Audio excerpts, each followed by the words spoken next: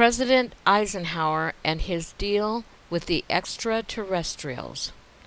February 17, 1954. President Dwight D. Eisenhower took a winter vacation to Palm Springs, California. It was a brilliant time of year to go to Palm Springs. However, President Eisenhower had just returned from a quail shooting vacation in Georgia the week before. That Saturday night, February 20th, President Eisenhower went missing, which fueled press speculation that he'd either taken ill or even died. Eisenhower was staying at the Smoke Tree Ranch compound. It was owned by his business friend, Paul Helms. The records do not show how his disappearance became known by the press, but they did figure it out. The AP had already gone to wire with the story that President Eisenhower had suffered a heart attack and was dead. In the hastily convened press conference, Eisenhower's press secretary announced that Eisenhower had lost a tooth cap while eating fried chicken and had to be rushed to a local dentist. Plausible.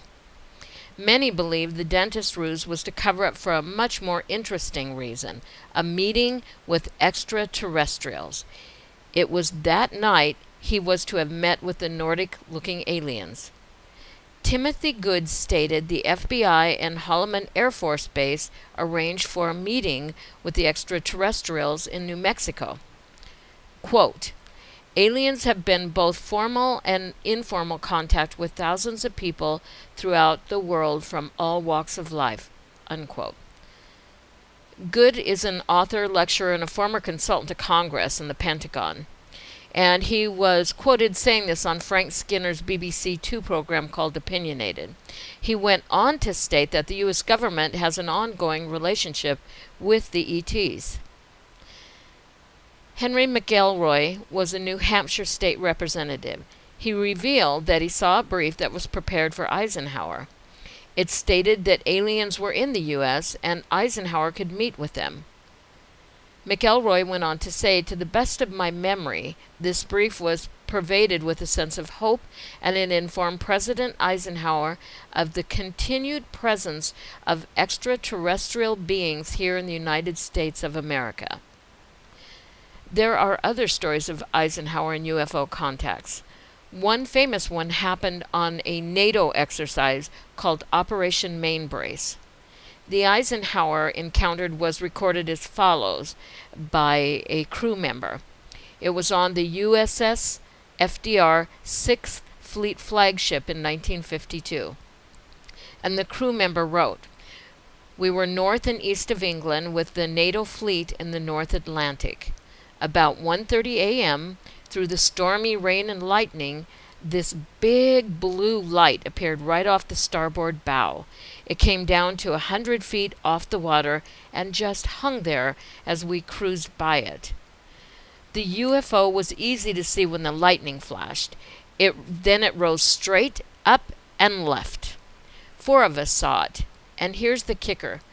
General Ike, who had flown over by chopper with the Admiral, had just come out on the signal bridge wearing his PJs and a robe looking for coffee.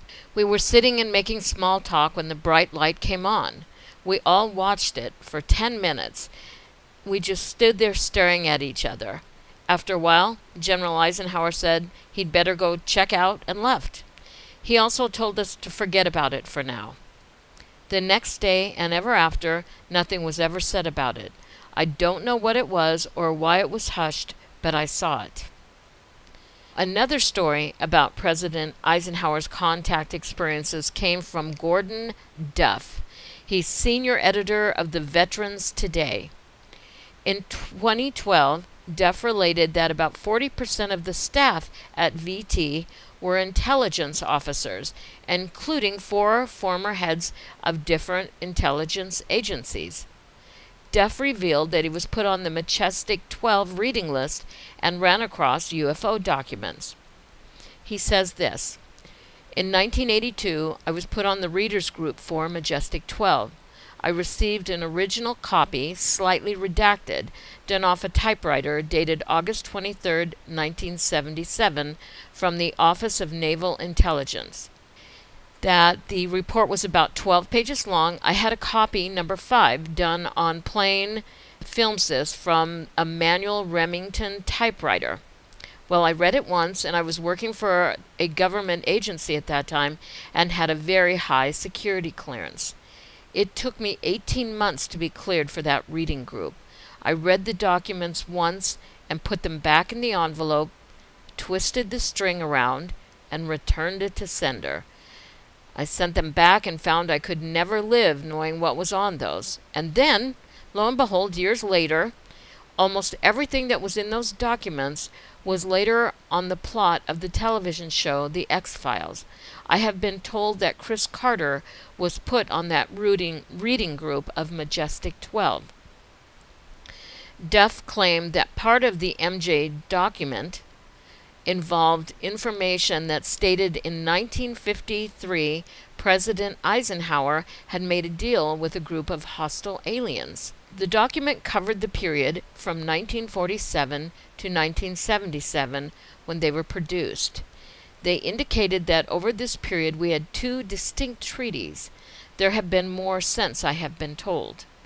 One treaty in 1947 initially with President Truman.